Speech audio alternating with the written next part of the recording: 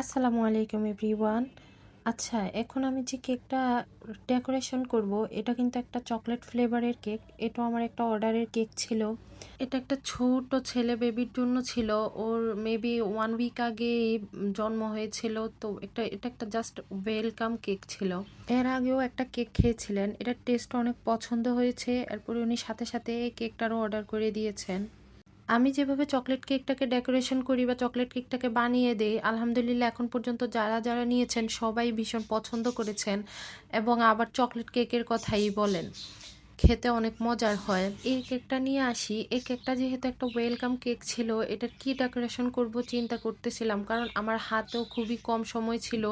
Just 3 আওয়ারের মধ্যেই আমি কেকটা বানিয়েছি, কেকটাকে রেডি করে দিয়েছি। এত কম সময়ের মধ্যে কি করব বুঝে উঠতে পারছিলাম না। আবার উনিও আমাকে কোনো কিছু বলে দেন না, জাস্ট বলেছেন যেহেতু ছেলে ভেবে ওরকম ভাবে একটু বানিয়ে দিয়েন যেন দেখতে মনে হয় যে না ঠিক আছে, ওয়েলকাম কেকের মতোই। পরে ও আমার ননদ আমাকে হেল্প করলো যে ঠিক আছে আমি আপনাকে হেল্প করি, আমি আপনাকে বলে দিচ্ছি কিভাবে কিভাবে করলে এটা সুন্দর হবে। পরে ও আমাকে ডেকোরেশনে হেল্প করেছিল।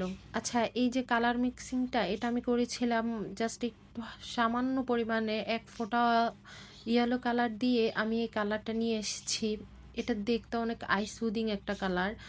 এই কালারের কেকগুলো দেখতেও অনেক সুন্দর হয়। যেহেতু ছেলে বেবি, ভাবলাম যে যদি কালারটা এরকম হয় তাহলে অবশ্যই দেখতে অনেক সুন্দর লাগবে। এরপরে আমি কেকটাকে ফিনিশিং দিয়ে নিলাম। সুন্দর একটা ফিনিশিং নিয়ে এসেছি। কেকটা যেহেতু উপরে অনেক লতা পাতা বা গাছ থাকবে, ক্লাউডগুলো থাকবে, সেহেতু পুরা কেকটাই অলমোস্ট ঢেকে যায়। তারপরেও ফিনিশিংটা যদি সুন্দরভাবে হয় তাহলে কিন্তু কেকটা দেখতে আরো সুন্দর লাগবে। আমি প্রথমে খুবই কনফিউজ ছিলাম যে ক্লাউডগুলো কিভাবে দিব, ফন্ডেন্ট ছাড়া ক্লাউড বা ক্লাউড কাটার ছাড়া কিভাবে কাটবো। পরে আমার ননদে ও এই ক্লাউডগুলোকে সুন্দর করে এঁকে দিল, দেখতে একদমই রিয়ালিস্টিক লাগছে। আই মিন ফন্ডেন্ট ছাড়া ক্লাউড বা হুইপিং ক্রিম দিয়ে এভাবে করে ক্লাউড এতটা রিয়ালিস্টিক লাগবে বুঝতে পারিনি, বাট মাশাল্লাহ অনেক সুন্দর হয়েছে।